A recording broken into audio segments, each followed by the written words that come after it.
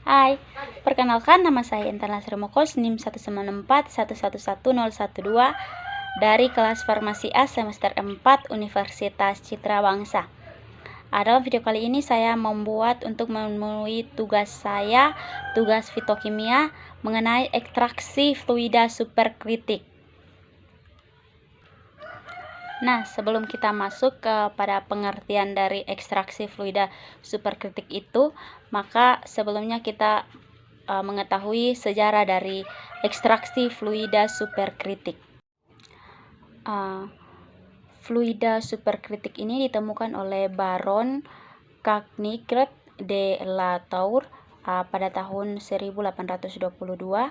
Kemudian pada tahun 1879, Honey and Hormat mendemonstrasikan kekuatan pelarutan atau solvating power dari etanol, dan pada tahun 1978 dekafeinasi tanaman diusahakan oleh Maxwell House Coffee Division dan dimulailah penerapan SFE di dunia industri. Dan pada tahun 1981 penggunaan fluida superkritik pada analitik dimulai pada kronografi fluida superkritik atau SFC kapiler oleh Novsky dan kawan-kawan. Dan pada tahun 1980-an SFE mulai dikomersialisikan.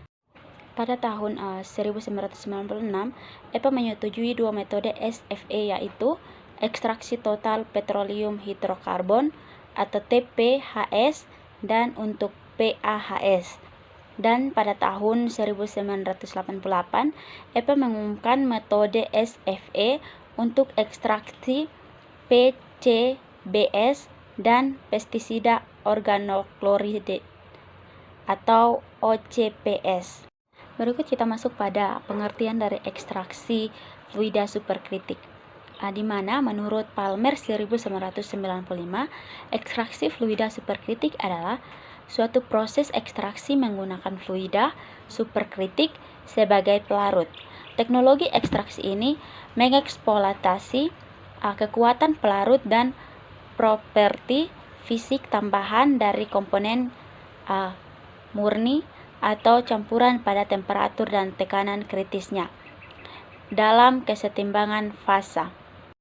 Fluida superkritis adalah keadaan fluida ketika pada temperatur dan tekanan superkritis, yaitu pada keadaan kesetimbangan kondisi uap dan cair. Fluida superkritis dibuat dengan cara melakukan variasi pada suhu dan tekanan hingga di atas critical point atau CP. Ketika suatu senyawa mencapai temperatur kritisnya, karakteristik dari fase gas dan temperaturnya akan memusat dan menghasilkan satu fase pada titik kritis yang disebut fluida superkritis. Titik kritis adalah suatu titik pertemuan antara temperatur kritis dan tekanan kritis. Ketika suhu terus dinaikkan di atas temperatur kritis, liquid tidak akan terbentuk dengan cara menaikkan tekanan, walaupun padatan kemungkinan akan terbentuk oleh tekanan yang sesuai. Tekanan kritis adalah tekanan uap pada temperatur kritis ketika suatu senyawa berada pada titik kritis.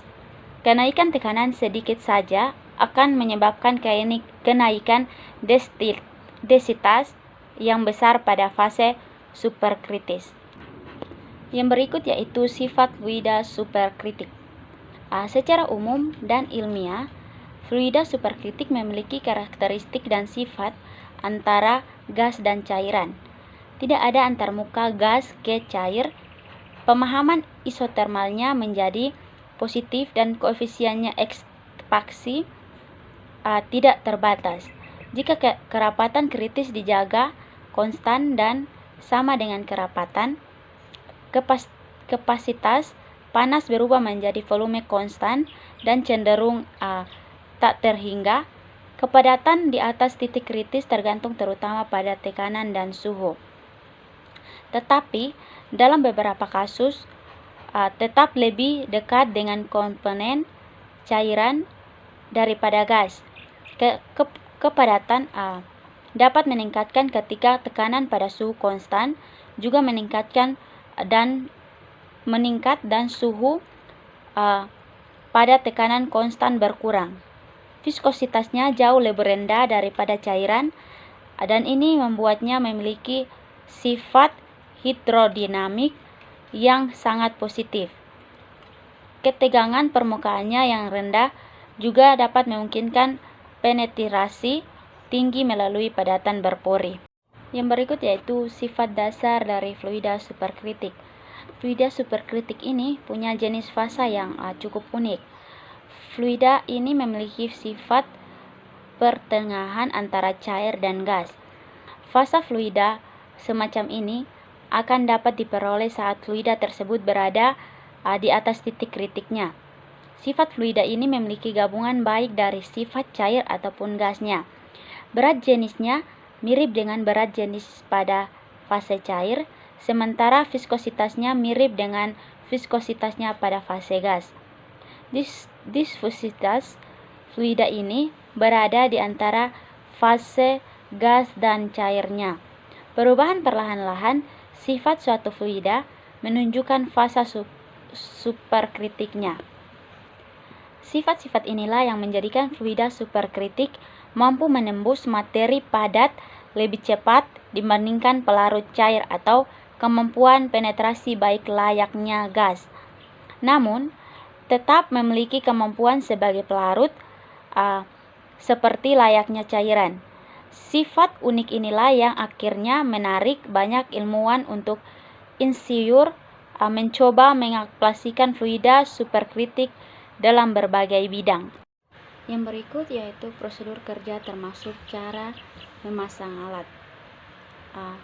Prosedur kerja ekstraksi fluida superkritik. Ekstraktor semi-bot ini menggunakan karbon dioksida sebagai pelarut. Karbon dioksida cair dari tangki penyimpanan melewati bak pendingin sekitar 263 Kelvin, lalu dipompa oleh 2 pompa plug.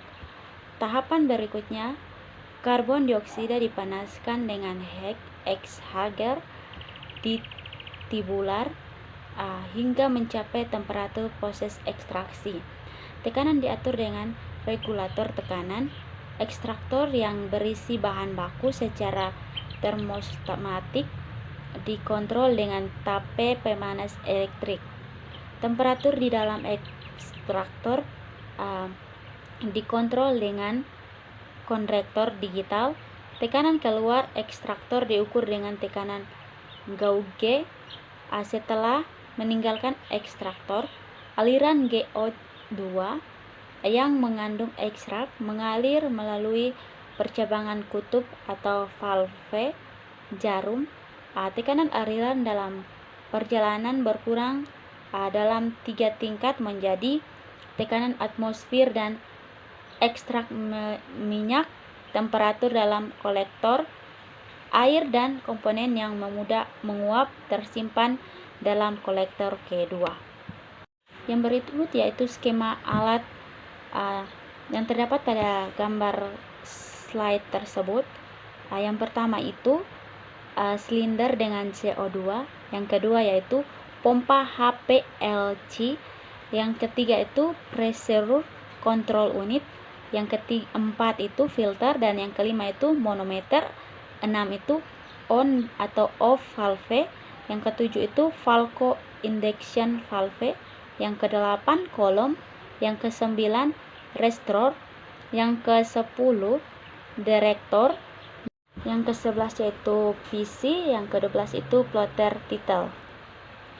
Slide yang berikut yaitu aplikasi fluida superkritik.